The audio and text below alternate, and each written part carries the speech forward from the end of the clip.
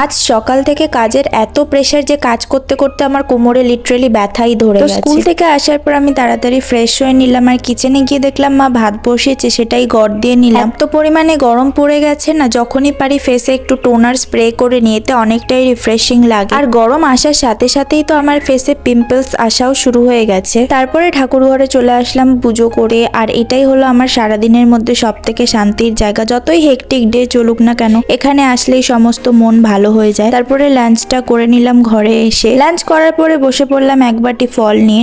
না যদিও একা খাইনি, সবাই মিলেই খেয়েছিলাম। তো তারপরে বসে পড়লাম স্কুলের সমস্ত কাজবাজ নিয়ে। যেহেতু এক্সাম চলছিল এতদিন, তাই সমস্ত পেপার চেকিং গুলো পেন্ডিং রয়েছে। দুপুরবেলা 1:30টার সময় 8 বান্ডিল পেপার নিয়ে চেকিং করতে বসেছিলাম। 5:30 অবধি চেকিং করেছি, স্টিল 3 বান্ডিলই কমপ্লিট করতে পেরেছি। একভাবে এতক্ষণ কাজ করতে করতে কোমরে ব্যথা হয়ে গেছিল, তাই একটু ছাদে আসলাম কিছুক্ষণ টাইম স্পেন্ড করতে।